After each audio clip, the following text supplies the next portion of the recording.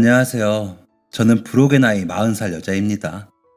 40살 정도 먹으면 엄청난 어른이 되어 있고, 사회적 위치도 굉장히 성장해 있고, 뭐든 척척 잘 해내는 어른이 되어 있을 줄 알았는데, 20살 때랑 별로 다를 게 없네요. 아직도 철부지이고 싶고, 맛있는 것도 좋아하고, 놀기 좋아하는 그런 40살이 되었습니다. 그래도 나이 먹으면서 깨달은 것 하나는 가족보다 소중한 건 없다는 겁니다. 저는 지금 대가족 생활을 하고 있는데요. 불편 없이 자라 저밖에 모르고 참 이기적이었던 제가 지금 대가족 생활에 너무 만족하고 가족의 소중함을 느끼게 된 지금까지의 삶을 한번 들려드리려고 합니다. 저는 유복한 집안에서 태어나 자랐습니다. 아버지는 법인 회사를 운영하시는 사업가였고 어머니는 가정주부셨는데 가끔 아버지의 사업 경영을 같이 서포트 해주시기도 하셨습니다. 아버지와 어머니가 같은 회사에서 사내 부부셨거든요. 사내 부부하면 일 문제로 엄청 싸운다고들 하던데 직장에서 어머니가 상사, 아버지가 신입으로 만나서 그런지 두 분이 일하시면서 싸우는 일은 본 적이 없었습니다. 일할 때뿐만 아니라 평소에도 마찬가지였습니다. 저희 부모님은 정말 알아주는 인고 부부셨거든요. 사촌들도 어쩜 그렇게 사이가 좋냐고 물어보고 부부 동반 모임도 잘 다니시고 두 분이서 저는 이모 댁에 맡겨놓고 데이트도 많이 하셨습니다. 부유한 집안, 사이좋은 부모님, 이보다 완벽한 가정 환경이 있을까요? 게다가 전 외동이었어서 시기할 형제도 없었습니다. 온 사랑을 독차지하면서 하고 싶은 거 다 하고 먹고 싶은 거 다 먹으며 아무 걱정 없이 자랐죠. 그래서 저는 저밖에 몰랐습니다.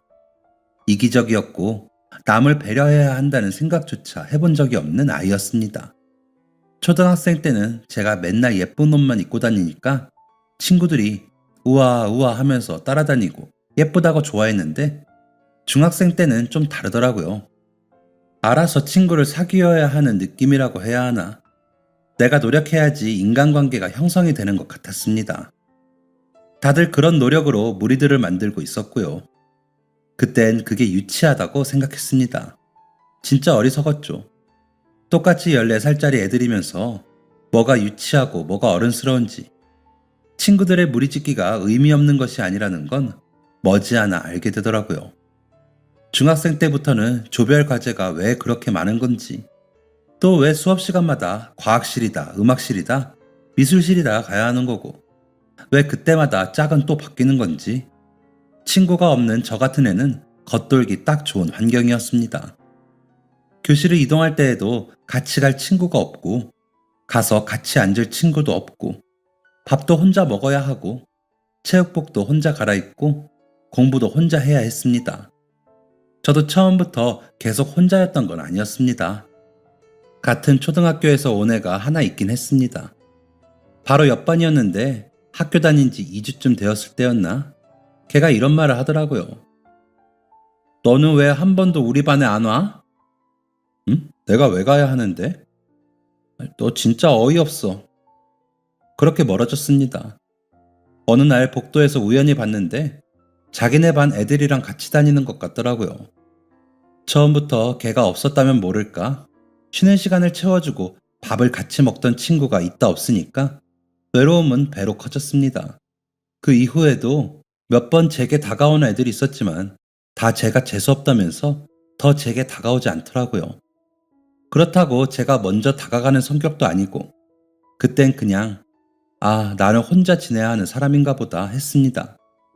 전혀 외롭지 않았다고 하면 거짓말이겠고 좀 외롭긴 했지만 우울하진 않았습니다.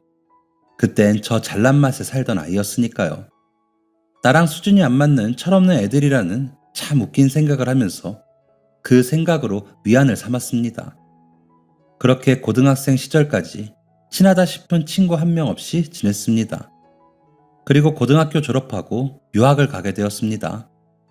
제가 바이올린 전공을 했거든요. 유학은 오래전부터 꿈꿨던 거고 드디어 실현되었다는 생각에 마냥 기쁘기만 했는데 그때 부모님은 걱정을 엄청 많이 하셨습니다. 우리 공주 정말 괜찮겠어? 아무래도 엄마랑 같이 가는 게 좋을 것 같은데. 엄마도 같이 학교 다니면서 기숙사 살게? 됐어. 혼자 괜찮아. 엄마랑 집 구해서 같이 살면 되잖아. 벌써 다음 달이면 가야 하는데 집을 어떻게 구하나요? 아줌마야. 엄마 아빠 회사 때문에 바쁘다며. 일에 집중이나 하세요. 아빠가 이번에 큰 건 앞두고 있어서 그것만 아니면 같이 가는 건데. 미안해 수연아. 일 끝나면 바로 갈게. 알았지? 알겠다고. 매일 전화해야 한다. 일찍 일찍 다니고 불량한 남자애들이랑 어울리지 말고. 내가 누구랑 어울리는 거 봤어? 그건 아무튼 엄마는 걱정된단 말이야. 성인이라고 막 술 많이 먹고 다녀도 안 되는 거 알지? 남이 주는 술 먹지 말고 무슨 일 생기면 바로 연락해야 해. 알겠지? 아유, 알겠어요, 알겠어. 짐 챙겨야 하니까 그만 가요. 그땐 어머니의 말이 그저 잔소리로만 들렸습니다. 어차피 저는 지금까지 혼자 잘 지냈고 뭐든 잘하는 아이니까 앞으로도 계속 그럴 거라고 생각했죠. 유학 생활은 정말 즐거웠습니다. 외국 여행은 자주 가봤지만 그렇게 오래 있었던 건 처음이라 사실 긴장이 되기도 했는데 생각보다 학교 시설도 좋고 기숙사도 깔끔하더라고요. 그리고 무엇보다 유명한 교수님께 수업을 들을 수 있다는 것도 좋았고요. 심지어 그 교수님께 제 실력을 인정받기도 했습니다. 칭찬에 인색하기로 유명하신 분인데 제 연주를 듣고 굉장히 진지하게 코멘트를 해주시며 타고난 실력이 좋다라고 하시더라고요. 그때 티는 안 냈지만 하늘을 나는 줄 알았습니다. 우리나라에서 실력을 뽐냈을 때와는 또 다른 기분이더라고요. 그리고 그 동시에 저는 다른 학생들의 질투의 대상이 되었습니다. 제가 다니던 학교에는 현지 애들이 30%, 유학생이 70%였습니다. 그 중에서도 아시아인은 드물었고 한국인은 저 포함 셋이 있었죠. 그마저도 그 둘은 남자였고요. 안 그래도 유학생이 많은 학교라 현지 애들끼리 똘똘 뭉쳐 다니는 경향이 있었는데 실력까지 좋은 아시아 여자애가 재수없게 구니까 괴롭히기 딱 좋았을 겁니다. 볼 때마다 갈구고 제가 알아듣지 못하게 지네들끼리 용어를 쓰며 저를 욕하더라고요. 무슨 뜻인지는 몰라도 그게 욕이라는 건 알 수 있겠더라고요. 그리고 아시아 애들도 당연히 저를 싫어했습니다. 제가 실력이 좋다는 이유로요. 저도 저지만 걔들도 참 나빴던 거죠. 아무튼 그렇게 유학생활도 외롭게 시작이 되었습니다. 사실 유학 가서는 친구가 좀 생길까 기대를 하기도 했는데 상황이 그렇게 돼버리니까 마음이 좋진 않더라고요. 집에 가서 부모님이 보고 싶다가도 제 꿈이 더 소중했기에 꾹 참고 이겨내기로 했습니다. 그러다가 참을 수 없이 외로운 감정이 몰아친 어느 날이었습니다. 파티를 한다고 하더라고요. 한 번도 그런 초대를 받은 적이 없었는데 뜻밖에도 제게 초대장이 주어졌습니다. 학부에서 제일 인기가 많은 남학생의 집에서 열리는 파티였습니다. 그런 파티는 가본 적도 없고 좋아하지도 않았지만 이 기회에 친구가 생길 수도 있지 않을까라는 기대가 되었습니다. 그래서 한번 가보기로 했죠. 관광지에 가면 입으려고 한국에서 챙겨온 미니 드레스를 꺼내 입었습니다. 잘 하지 않던 화장도 조금 해보고 구두도 신었습니다. 제가 어떤 꼴을 당할지 모르고 한껏 꾸며댔습니다. 그 남자의 집에 가니까 벌써 입구부터 시끄럽더군요. 여러 개의 창문들에서 은은한 빛이 새어나오고 있었습니다. 안에 들어가니까 익숙한 얼굴들, 낯선 얼굴들이 한데 모여 파티를 즐기고 있더라고요. 다들 예쁘게 차려입고 자연스럽게 그 분위기에 스며들고 있었습니다. 딱히 친한 친구가 없던 저는 제게 초대장을 준 남자애한테 인사라도 하자 하고 찾아갔습니다. 역시 인기쟁이답게 주변에 여자애들, 남자애들이 많더라고요. 저는 용기를 내서 인사를 했습니다. 주변의 소음이 커서 큰 소리로 불렀죠. 야, 안녕? 그 남자애와 주변 애들의 시선까지 일제히 제게 꽂혔습니다. 뭐야, 진짜 왔잖아? 꼴 좀 봐. 정말 파티 즐기려고 왔나봐. 너 뭐야? 무슨 자격으로 왔어? 제 등장이 뭐가 그리 웃긴지 다들 깔깔깔 웃더라고요. 나? 나 초대받아서 왔는데. 당혹스럽기도 하고 기분이 상한 저는 저를 초대한 주인공을 봤습니다. 그런데 그 애도 같이 웃고 있더라고요.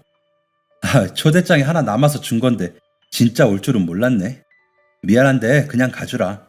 너 싫어하는 애들이 많아서 분위기 망치면 어떡해. 그냥 가. 미안. 가서 바이올린이나 연주해. 그 남자애랑 학교에서 대화를 많이 해보진 않아서 그렇게 밥맛인 줄 몰랐습니다. 알았다면 거기 가지 않았을 겁니다. 정말 최악이었습니다. 제 얼굴은 잘 익은 사과처럼 빨갛게 달아올랐고 저를 비웃는 웃음소리들만 귀에 울렸습니다. 그 집을 빠져나오는 순간까지 제 뒤통수를 향해 보내는 야유와 웃음들이 저를 완전히 비참하게 만들었습니다. 이 기분으로 도저히 혼자 기숙사방에 들어가고 싶지가 않았습니다. 시내로 가서 자리가 있는 술집에 들어가 아무 술이나 시켰습니다. 이건 많이 독해요. 어색한 발음, 한국 사람이었습니다. 저는 고개를 들어 저를 쳐다보고 있는 바텐더의 얼굴을 봤습니다. 굉장히 어려 보이는 얼굴이었습니다. 제 또래 정도로 보였습니다. 한국 사람이에요? 어떻게 하셨어요? 한국 사람이시구나. 그 남자가 화들짝 놀라는 모습이 그땐 어이가 없더라고요. 누가 봐도 한국 사람인데. 독한 거 먹고 싶어서 고른 거예요. 그냥 주세요. 네. 사실 저는 술을 잘 못 먹습니다. 성인이 되던 날 한국에서 부모님이랑 맥주 반 캔, 유학 와서 혼자 소주 사서 기숙사에서 딱 2잔, 그게 끝이었네요. 그 바에서 먹은 게 3번째 술이었습니다. 소주보다 독한 술이 있더군요. 그건 술이 아니라 그냥 과학 시간에 본 알코올 그 날 것이었습니다. 정말 맛이 없어서 캑캑거리니까 바텐더가 물을 주더라고요. 독하다니까요. 이거 술 맞아요? 잘못 준 거 아니죠? 뭐가 이렇게 맛이 없지? 맛있는 술 찾으세요? 술이 맛있을 수도 있나? 남자는 기다려보라며 은색 컵에 이것저것 넣더니 제법 그럴듯하게 흔들더니 예쁜 컵에 따라 제게 내밀었습니다. 색도 파란색인 게 참 신기한 술이었습니다. 남이 주는 술 먹으면 안 된댔는데. 제가 중얼거리는 소리를 들었는지 남자가 피식 웃더라고요. 저는 그 예쁜 액체를 한 입 먹어보았습니다. 눈이 번쩍 뜨이더라고요. 상큼한 음료수처럼 넘어가는 그 맛이 정말 맛있었습니다. 술 잘 못하시면 도수 낮은 칵테일을 달라고 하세요. 오, 술 한 잔을 다 비워본 건 그날이 처음이었습니다. 분명 최악의 날이었는데 지금 제겐 최고의 날로 기억되고 있습니다. 만약 제가 그날 최악의 일을 겪지 않았다면 지금의 남편인 그 바텐더를 만났을 일도 없었을 테니까요. 저는 거의 매일 그 바에 갔습니다. 정확히는 그 남자에게 간 거였죠. 칵테일 한 잔을 시켜놓고 그 공간에서 우리들만 알 수 있는 말들로 대화를 할 때면 그보다 마음이 편해지는 일은 없었습니다. 너는 뭐하러 여기 왔어? 너도 유학 온 거야? 아니, 나는 돈 벌러. 돈? 여기서 일하면서 돈 벌러? 왜? 한국에서도 일할 곳은 많잖아. 사실 사기당했어. 뭐? 정말 친한 형이 여기서 사업 시작했는데 투자해달라고 하길래 내가 고등학생 때부터 일했었거든. 그거 전부 날렸어. 그럴 사람이 아니라 생각해서 무슨 일이 생기고겠지. 아니겠지. 설마 하면서 왔는데 카지노에서 다 날려서 빈털털이라고 하더라. 빈손으로 가려니 엄마 보기 죄송하고 돌아갈 비행기 값도 없어서 비행기 값에 날린 돈 반만이라도 모아서 가자 하고 여기 있는 거야. 뭐? 그 형 진짜 나빴네. 그 자식 가만뒀어? 진짜 거짓골 하고 있는 사람한테 뭘 달라고 해. 경험했다 하고 날린 거지. 너 진짜 대단하다. 나였으면 경찰에 신고하고 난리가 났을 거야. 뭐 애초에 돈을 빌려주지도 않았겠지만 아니 투자해줄 친구도 없구나. 왜 학교 생활이 힘들어? 힘들지 그럼. 나처럼 잘난 애가 세상 사는 게 쉽겠냐? 남자애가 푸하하 웃음을 터뜨리더라고요. 그 바가 어둡지 않았다면 제 얼굴이 새빨갛게 익은 걸 들킬 뻔했습니다. 너처럼 예쁜 애가 왜 친구가 없을까? 다 나보고 재수없대. 지만 알고 이기적이고 잘난 척만 한데 어떻게 해야 재수없지 않은 건지 알려주지도 않으면서. 그럼 지들도 잘나던가. 넌 친구가 필요하구나. 어떻게 해야 이기적이지 않고 남들도 생각하는 사람이 될 수 있는지 알려줄 친구. 왜? 네가 도와주게? 그러고 싶은데 나 다음 달이면 한국 돌아가. 어? 왜? 내가 말했잖아. 돈만 벌 거라고. 이제 얼추 내가 생각한 금액 다 모았고 여긴 물가가 너무 비싸거든. 얼른 한국 가서 엄마가 해주는 국밥 먹고 싶다. 거의 한 달 동안 그 남자애를 만났습니다. 이미 정이 들 대로 들어버렸는데 벌써 이별이라니 아쉬워 미칠 지경이었죠. 하지만 저는 제 인생의 전부인 바이올린을 포기할 순 없었고 결국 거기서 그 남자애와 이별을 하게 됩니다. 다시 만난 건 그때부터 4년 후 제가 한국에서 처음 공연을 했을 때였습니다. 그때 알려준 전화번호와 주소 모두 그대로더라고요. 공연에 오라는 짧은 문자와 함께 집으로 초대장을 보냈습니다. 조명이 강한 무대에선 보통 객석에 있는 사람들의 얼굴이 보이지 않습니다. 그런데 그날은 연주 시작도 전에 인사를 하고 고개를 드는데 그 남자애의 얼굴이 정확하게 보이더라고요. 저도 모르게 보내준 초대장의 객석 쪽에 계속 시선을 줬나 봅니다. 그러지 않고서야 그렇게 제 시야에 정확히 담겼을 리가 없으니까요. 그 남자애는 제게 살짝 손을 흔들어줬고 그때부터 완전히 사랑에 빠지게 된 저는 그 남자애와 결혼까지 하게 됩니다. 남편은 처음 봤던 그때부터 한결같이 진짜 착한 사람이었습니다. 연애할 때부터 항상 저를 배려해주고 제 기분을 우선시해주고 사려 깊은 사람이었죠. 하지만 사실 저의 결혼의 시작이 순탄하진 않았습니다. 저는 아무 문제가 되지 않는다고 생각했지만 저희 부모님 입장에선 아주 중요한 문제가 있었죠. 바로 경제 사정이었습니다. 경제적인 상황이 여유 있는 저희 집과 달리 남편의 집은 좀 힘들었거든요. 좀 많이 어려웠습니다. 시어머니는 동네에서 국밥집을 운영하고 계셨습니다. 남편이 중학생 때 돌아가셨다는 시아버지의 어머니. 그러니까 남편의 할머니가 운영하시던 가게를 이어받아 하시는 건데 맛은 좋았지만 외관은 그냥 어느 동네에나 흔히 있을 법한 허름한 국밥집이었습니다. 매출도 그럭저럭이었습니다. 음식의 맛과 별개로 마케팅에 전혀 무지하신 시어머니가 그쪽으론 아예 투자를 안 하고 있으니 발전할 리가 만무했죠. 그저 가끔 오는 단골 손님에 어쩌다 오는 손님 몇 명이 전부였고 한 달 매출로 월세 내고 수도세, 전기세 등등을 제외하면 직장인 월급도 안 되는 수준이었습니다.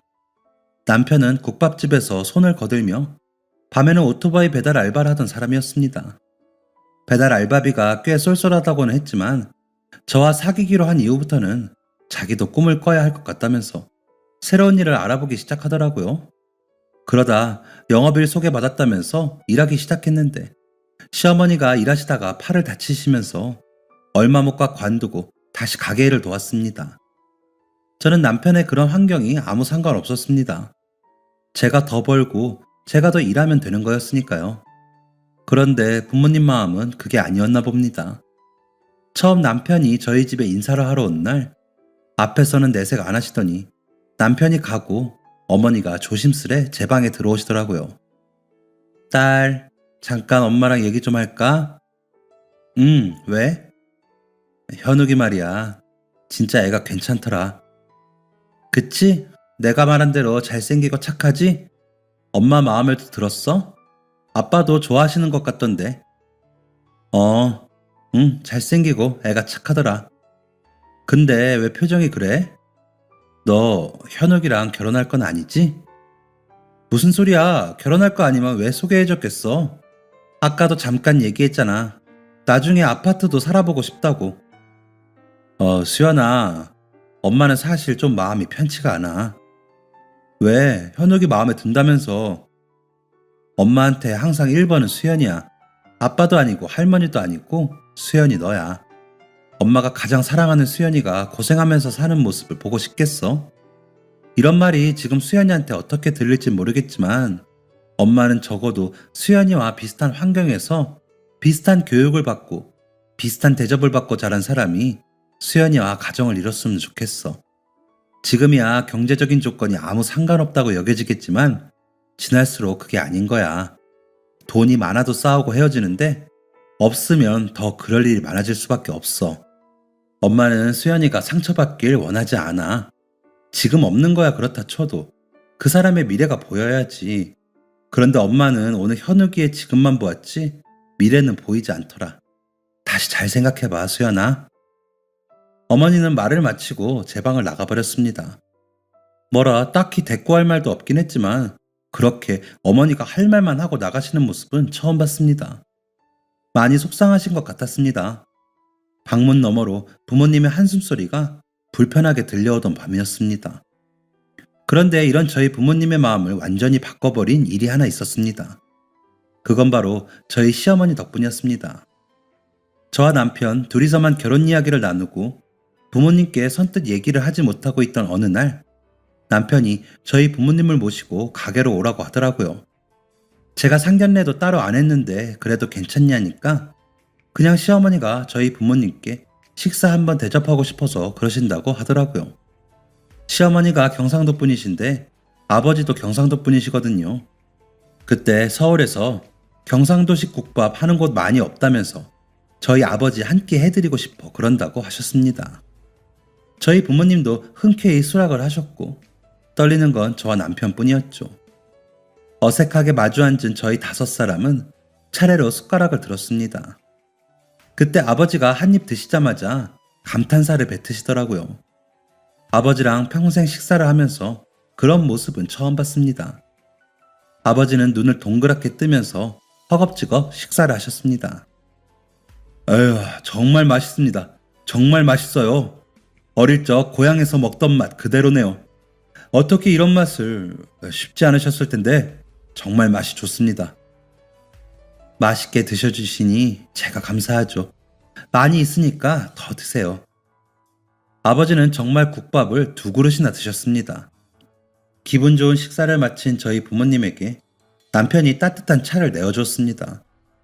그리고 시어머니가 아주 공손하지만 지조 있게 당신의 뜻을 말씀하시더군요. 저희 현욱이 탐탁치 않아 하시는 거 압니다. 수연이네 집안 사정 여유 있는 것도 전부터 익히 들었고 저희 사정이 그에 못 미치는 거 잘 알아요. 하지만 돈으로 우리 현욱이 판단하지 않으셨으면 합니다. 제가 현욱이한테 집을 주고 현금을 주고 빌딩을 사주진 못했지만 돈 없이도 행복하게 사는 것, 자기 인생 꾸리는 것, 가족의 소중함 부족하지 않게 가르쳤습니다. 그것만큼은 그 누구보다 넉넉히 교육했다고 자부할 수 있어요. 현욱이가 수연이한테 1억 천금을 가져다 주진 못하겠지만 행복하게 해줄 순 있을 겁니다. 얘가 누구 고생시키고 할 그런 사람이 못 돼요. 애들 결혼시켜달라고 강요할 생각 전혀 없습니다. 그냥 우리 애가 그런 편견에 사랑하는 사람을 잃게 된다면 부모로서 너무 마음이 아플 것 같아서 말씀드려요. 그러니 부디 우리 현욱이를 잘 봐주세요. 저는 사람의 감정에 공감하는 능력이 좀 떨어집니다. 하지만 그날의 시어머니의 말씀에 저도 모르게 눈물이 나더라고요. 시어머니의 진심이 제 마음속 깊이 파고드는 것 같았습니다. 그날 집에 돌아가는 차에서 아버지가 이렇게 말하시더라고요. 현욱이 어머니가 자식을 끔찍하게 생각하시는 것 같구나. 혹시나 내놓은 자식일까, 사랑받은 적 없어서 줄 줄도 모를까 걱정했는데 마음이 놓이네. 우리 수연이 결혼 상대라면 그런 사랑쯤은 받고 자랐어야지. 아빠, 결혼 상대? 그럼 우리 결혼 허락하는 거야? 사돈댁 편하신 날로 상견례 날 잡거라. 가게 운영하시려면 시간 내기 힘드실 거야. 응, 알겠어요. 그렇게 어렵사리 결혼 승낙을 받은 저희는 이듬해 봄에 정말로 부부가 되었습니다. 행복할 날들만 펼쳐질 줄 알았던 결혼 생활에 예상치 못한 어둠이 드리웠습니다. 저희가 결혼하면서 양가 부모님 건강검진을 해드렸거든요. 그런데 그 검진에서 저희 시어머니가 위암 판정을 받으신 겁니다. 건강검진을 하셔서 천만다행이었던 거죠. 시어머니 정밀 검사를 하러 병원에 다녀온 남편의 얼굴이 너무 안 좋아 보였습니다. 왜? 병원에서 뭐래? 수술하셔야 한대. 다행히 심한 정도는 아니고 내일 입원하기로 했어. 심하지 않다니까 그나마 다행이네. 수술하면 괜찮아지실 거야. 거기 병원장님이 아빠 친구분이야. 너무 걱정하지 마. 그치, 수술하면 되지. 그런데 왜? 왜 그러는데? 엄마 보험이 하나도 없으시대. 돈 아까워서 못 드셨다는데 그거 얼마 한다고. 솔직히 그때 좀 놀랐습니다. 제가 돈을 잘 벌긴 했지만 돈 관련 지식은 많이 없었거든요. 보험에 관해서도 하나도 몰랐고요. 원래 다들 보험은 필수로 몇 개씩 들어야 하는 거인 줄 알았습니다. 살면서 딱히 큰 수술을 해본 적이 없어서 보험금 환급이나 수술비나 이런 것도 잘 몰랐죠. 알아보니까 수술비로만 몇백만 원이 나가고 입원비까지 하면 더 든다고 하더라고요. 시어머니는 모아둔 돈도 많이 없으셨고 남편도 결혼하느라 다 쓴 상태였고 당분간 가게 운영도 힘들 테니 제가 도와야만 했습니다. 걱정하지 마. 내가 다 알아서 할게. 저는 어머니의 수술비, 입원비, 병원에 계시는 동안의 생활비를 모두 부담했습니다. 아깝다거나 하진 않았습니다. 돈이야 또 벌면 되는 거고 중요한 건 어머니의 건강이었으니까요. 저희 부모님도 잘했다며 시어머니의 건강을 계속 걱정하셨습니다. 어머니는 이틀에 한 번꼴로 반찬이나 과일을 싸서 시어머니에게 가셨고 아버지는 친구분이신 병원장님께 저희 시어머니를 잘 살펴달라며 따로 부탁까지 했었죠. 그 덕인지 시어머니는 수술도 잘 받으시고 회복도 빠르셨습니다. 위암이라는 게 당장 수술이 잘 된다고 끝난 게 아니라고 하더라고요. 앞으로도 식단도 잘 조절하고 주의할 것이 많다고 했습니다. 그래서 하는 수 없이 가게는 남편이 도맡아 하게 되었죠. 사실 이때 남편이 고민을 많이 했습니다. 자신이 국밥집을 맡아 하는 게 나을지 아니면 국밥집을 처분하고 새로운 사업을 하거나 새로운 일을 찾는 게 나을지를요. 왜냐면 이전과 같은 상태로라면 국밥집의 매출은 여전히 부진할 것이고 그 일로 평생을 보내는 것 또한 남편의 뜻이 아니었으니까요. 그렇게 고민을 하던 중 저희 아버지가 남편에게 제안을 하게 됩니다. 그 국밥집 키워볼 생각 없나? 아버지가 저희 국밥의 맛에 완전히 빠지신 것 같았습니다. 실제로도 처음 국밥집에 방문한 뒤로 달에 한 번은 또 가시더니 결혼한 후로는 일주일에 한두 번 방문하셨거든요. 지나가는 말로 투자하고 싶다. 체인점을 해보는 건 어떻냐 하시긴 했지만 그냥 하시는 말씀인 줄 알고 흘려들었습니다. 그런데 아버지는 처음부터 진심이었다고 하시더라고요. 아버지가 사업을 하시는데 다양한 분야를 다루시거든요. 그 중에 식당은 없었는데 그 이유가 까다로운 아버지의 입맛 때문이었습니다. 실제로 직원분들이 투자 제안한 유명한 식당들 다 아버지의 입맛에 안 맞아서 탈락되었습니다. 그런 아버지가 굉장히 진심이란 얼굴로 남편에게 묻더라고요. 내 회사로 인수하겠다는 게 아니네. 사돈 댁에서 내려온 가게인데 그건 도리가 아닌 것 같고 내가 투자할 테니 제대로 한번 키워보는 게 어떻겠나 의사를 물어보는 거야. 장인어른이 아닌 투자자로서 난 그만한 가치가 있다고 보거든. 적극적으로 지원해 줄 테니 한번 잘 생각해 보게. 남편은 얼떨떨한 듯 했습니다. 하지만 이내 언제 이런 기회가 오겠냐며 한번 죽어라 해보겠다면서 아버지의 제안에 응하게 됩니다. 남편이 사업에 진심이었던 만큼 아버지도 투자에 정말 진심이셨습니다. 아버지는 수억의 돈을 투자하셨습니다. 아마 아버지는 그간의 사업을 바탕으로 알고 계셨던 것 같습니다. 남편이 잘 해낼 것이라는 것을요. 그리고 국밥집이 그만큼의 가능성을 가지고 있다는 것 또한 말이죠. 아버지는 직접 프랜차이즈 식당을 운영하고 계신 지인분에게 부탁을 해서 컨설팅을 맡겼습니다. 당시 가장 유명한 트렌디한 인테리어 업체도 알아봐 주시며 적극적으로 남편을 도와주셨습니다. 남편 또한 새벽부터 가게에 나가 자정이 다 되어서야 귀가를 하고는 집에서 또 공부를 더 하다가 겨우 3-4시간 자고 또다시 가게에 나가고를 반복했습니다. 가게 자리도 새로운 곳으로 크게 이전을 하면서 점점 구색을 갖추기 시작했습니다. 협찬도 많이 하고 광고도 많이 하고 운 좋게 방송까지 두세 번 나오더니 8개월쯤 되었을 땐 항상 테이블이 꽉 찬 모습을 유지할 수 있었습니다. 그 모습에 가장 많이 감격하신 건 저희 시어머니셨습니다. 수술 후 어느 정도 회복하신 어머니는 저희의 만류에도 불구하고 가게에서 일하기 시작하셨습니다. 그렇게 쉬시라고 하셨는데 어머니는 언제 이렇게 사람 많은 가게에서 장사해 보겠냐며 저희 아버지가 그렇게 애써주셨는데 뭐라도 하셔야겠다며 오히려 집에 있으면 더 아픈 것 같다고 나와서 일하는 게 너무 좋다고 하시더라고요. 바빠지면서 남편과 시어머니가 힘드실 줄 알았는데 오히려 전보다 더 밝아지고 생기가 넘치는 모습이 보기 좋았습니다. 대대적으로 체인점 모집 광고를 하려고 했는데 알아서들 다 연락이 오더라고요. 그렇게 하나둘 차리다 보니 가게 오픈 5년 만에 매장 300개를 가지게 되었습니다. 그 정도까지 발전할 줄은 저희 아버지도 남편도 전혀 예상하지 못했습니다. 그저 동네의 작은 가게에 지나지 않았었는데 어느새 하나의 기업이 된 거였죠. 그리고 그때쯤 제가 임신을 하게 됩니다. 이전부터 꾸준히 준비하긴 했는데 영 소식이 없어 불안하던 차에 기쁜 소식이 찾아온 거였습니다. 그리고 저는 임신 소식을 알게 된 후에 바로 바이올린을 그만두었습니다. 사실 많은 고민을 했었습니다. 평생 바이올린 하나만 할 줄 알았고 제가 가장 좋아하는 것이었으니까요. 하지만 해외 출장도 너무 많고 악기인 만큼 매일매일 연주를 해줘야 해서 연습 강도도 컸고 무엇보다 제가 분명 좋아하는 일을 하고 있었지만 공연을 한번 앞둘 때마다 굉장히 예민해졌었거든요. 공연 전에는 온 신경이 날카로워져서 스트레스도 많이 받았고 그만큼 몸에도 무리가 왔었습니다. 그래서 바이올린보다 더 소중한 저희 아기를 위해서 그만두기로 결심한 거였죠.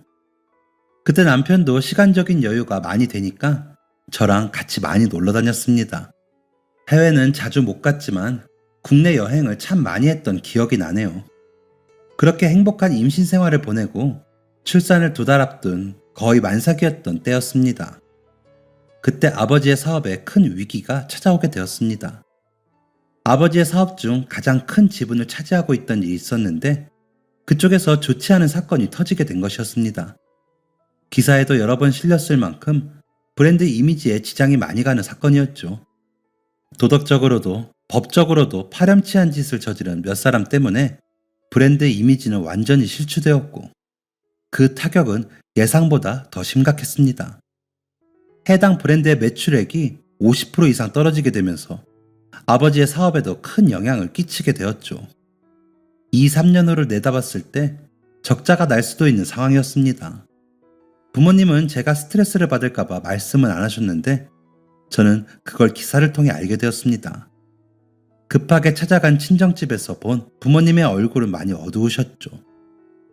아빠, 식사는 좀 하셨어요? 응, 먹었지. 우리 딸은? 밥 먹었어? 뭐 먹으러 나갈까? 저도 먹고 왔어요. 그때였습니다. 아까부터 바쁘게 울리던 아버지의 핸드폰으로 전화가 왔고 아버지는 전화를 받으며 안방으로 가셨습니다. 방으로 들어가신 지 1분도 채 안 되었을 때였습니다. 아버지가 급하게 나가시더라고요. 무슨 큰일이 터진 것 같았습니다. 그때 운전기사분이 퇴근하신 후였어서 남편이 운전을 해드린다며 아버지를 따라 나섰습니다. 한참이 지나서야 아버지와 집에 돌아온 남편에게 얘기를 들어보니 상황은 심각했습니다.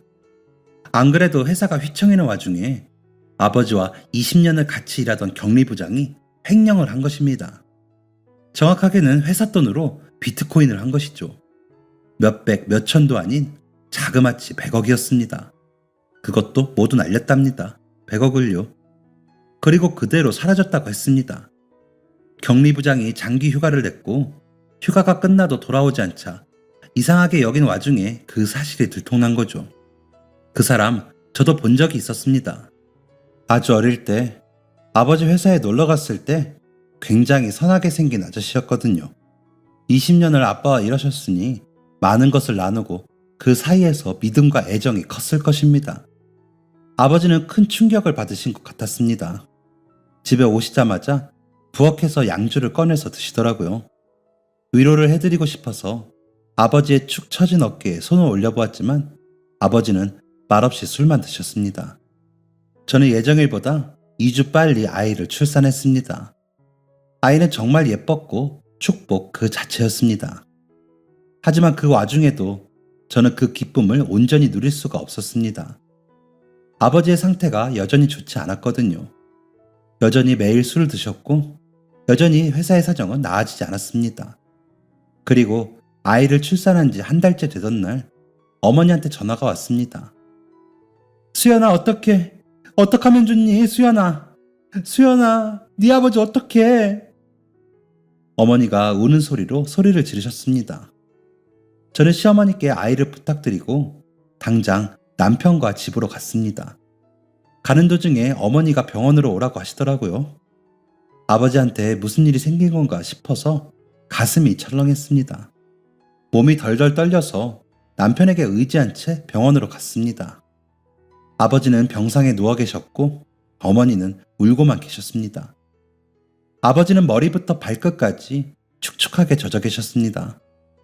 산소 호흡기를 끼고 계셨고 손목엔 붕대를 감고 계셨습니다. 아버지가 약을 여러 개 드시고 자살 기도를 하셨다는 겁니다. 일하시던 아주머니가 안 계시는 틈을 타서 욕조에서 손목을 그으셨답니다. 이모 댁에 갔다가 일찍 오게 되신 어머니가 다행히 그 모습을 빨리 발견하셨고 아버지는 천만다행으로 목숨을 건질 수 있으셨습니다. 하마터면 저도 정신을 잃을 뻔했습니다. 아버지가 그런 선택을 하시다니 너무 충격적이었습니다. 아버지의 회사는 아버지의 피와 땀이 섞여 있었습니다. 어머니와 함께 30년 넘게 지켜오고 성장시킨 회사였습니다. 그 회사가 무너질 위기에 처해 있고 배신을 당한 그 충격은 이루 말할 수 없을 만큼 힘드셨을 겁니다. 저는 아버지가 무너지는 모습을 보면서 아무것도 할 수 없었습니다. 제가 도울 수 있는 게 아무것도 없었습니다. 그때 제 아버지를 도와주신 분이 바로 시어머니였습니다. 저희가 집에 가서 상황을 말씀드리자 시어머니도 많이 놀라시며 표정이 많이 심각해지셨습니다. 정신없이 그날은 마무리되었고 바로 그 다음날 너무 피곤해서 오후가 다 돼서야 잠에서 깼는데 먼저 일어나 계셨던 어머니와 남편이 절 부르더라고요. 여보, 엄마랑 나랑 상의를 해봤는데 국밥집 정리하려고. 이건 또 무슨 말인가 싶었습니다. 국밥집에 무슨 문제가 생긴 건가? 이번에 또 뭘까 걱정이 되었죠. 그게 무슨 말이야? 무슨 문제 있어? 갑자기 왜? 아버님 회사 살려야지. 처분한다는 게 아니라 매각하려고. 국밥집 잘 된 거 명백하게 아버님 덕이야. 지금 아버님 저렇게 힘드신데 어떻게 가만히 있어? 무조건 도와드려야지. 애초에 아버님 아니었으면 이만큼 올라오지도 못했을 거고 이만큼 벌어보니까 돈이 전부가 아니라는 것도 잘 알겠고 국밥집 아니어도 우리 가족 굶을 일 없으니까 걱정하지 마 여보. 아니 그래도 당신이 얼마나 노력했는데 이걸 정리해. 어머니도 얼마나 애쓰셨는데. 어머니 결혼하시고 한 번도 일 쉬신 적 없으시잖아요. 이걸 어떻게 해. 엄마가 먼저 제안하신 거야. 제가 놀라서 시어머니를 보자 시어머니는 웃으면서 고개를 끄덕이셨습니다. 아가 나는 괜찮다. 사실 이제 국밥 보기만 해도 지긋지긋했거든. 이만큼 했으면 됐다. 사돈 댁 도와드려야 했지. 나는 이제 국밥 대신 요 조그만한 손주나 보는 낚스로 살란다. 눈물이 줄줄 흘렀습니다. 사실 그때 가족이란 이런 거구나 하고 많이 깨달았던 순간이었습니다. 자신의 것을 나누어도 전혀 아깝지 않은 것, 그게 가족의 의미였습니다. 이 사실을 전해들은 아버지와 어머니도 많이 놀라셨습니다. 그리고 절대 그러지 말라며 남편에게 따로 연락도 하셨죠. 하지만 시어머니와 남편의 생각은 확고했습니다. 국밥집을 펀드에 내놓았고 그 결과 300억에 매각되었습니다. 그리고 그때 또 하나 알게 된 사실이 세금은 정말 무섭구나였습니다. 세금을 정말 많이 내더라고요. 세금을 다 내고 80억이 아버지에게 가게 되었습니다. 아버지는 다시 일어나셨습니다. 자살기도 후에 죄인처럼 집에만 계시던 아버지가 다시 기운을 차리신 겁니다. 아버지는 다시 30년 전처럼 일하셨습니다. 회사의 급한 불을 껐고 가능성이 보이지 않는 뿌리는 걷어내고 새로운 대안을 찾으셨습니다. 회사의 매출은 꾸준히 성장했습니다. 그리고 2년 후 회사가 위기를 맞기 전에 매출로 돌아갈 수 있었습니다. 사람들은 다 기적이라고 했습니다. 계속 하향일 줄 알았던 회사가 어떻게 이렇게 다시 살아나는지 입을 모아 아버지를 칭찬하셨습니다. 하지만 아버지는 이건 기적이 아니라 가족의 힘이라고 누누이 말씀하셨습니다. 이전보다 더 겸손하게 행하셨습니다. 회사는 안정되었습니다. 그리고 저희 가족도 안정되었죠. 부모님과 저희 부부, 시어머니, 그리고 제 첫 아이, 그 사이 생긴 둘째까지 7 식구는 많이 돈독해져 있었습니다. 그러던 어느 날 갑자기 아버지가 다 같이 외국에 나가 살자는 제안을 하시게 되었습니다. 사실 저는 그렇게 갑작스럽지도 않았습니다. 아버지께서 예전부터 많이 말씀하셨거든요. 어머니는 절대 싫다고 하셨지만 아버지가 몰래 제게 많이 얘기해 주셨습니다. 나중에 돈 많이 벌면 외국에서 바닷가에 있는 집에서 편하게 살자고요. 아버지는 계속 그 꿈을 실현시키고 싶은 마음이 있으셨나 봅니다. 어느 정도 나이도 드시고 바쁘고 치열한 삶을 살아오셔서 많이 지치신 어머니도 이제는 그 제안을 받아들이셨죠. 저와 남편은 당연히 오케이였습니다. 그때 남편이 새 사업 계획하고 있을 때였는데 외국에서 시작하는 것도 괜찮겠다고 받아들인 거죠. 외국에 한 번도 나가보신 적 없으셨던 시어머니는 좀 걱정을 하셨지만 저희 어머니랑 많이 가까워지신 덕이었는지 고민 끝에 좋다고 하셨습니다. 그렇게 저희는 지금 사이판에서 살고 있습니다. 정말 억소리 나는 돈을 벌어보고 만져보고 써봤지만 결국에 돈은 돌고 도는 것. 있다가도 없는 게 돈이고 없다가도 있는 게 돈이더라고요. 그래서 그 가치에 너무 연연하지 않으려고 합니다. 하지만 가족은 있다가 없을 수는 있지만 다시 돌아올 수는 없잖아요. 그렇다면 무엇이 더 귀한 것일까요? 뭐가 더 소중하고 우리는 어떤 시간을 보내며 어떤 삶을 살아야 할까요? 저는 그 답을 찾은 것 같습니다. 지금 가족들과 보내는 시간들을 단 하루도 허투루 쓰지 않고 최선을 다해서 사랑하려고 합니다. 오늘도 내일도 이렇게 행복한 시간들을 보내기 위해 노력하려고 합니다. 부디 사랑 가득한 삶을 사시기를 바랄게요. 감사합니다. 지금까지 사연 들어주셔서 감사합니다. 사연이 재밌으셨다면 구독과 좋아요를 눌러주세요. 감사합니다. 안녕히 계세요.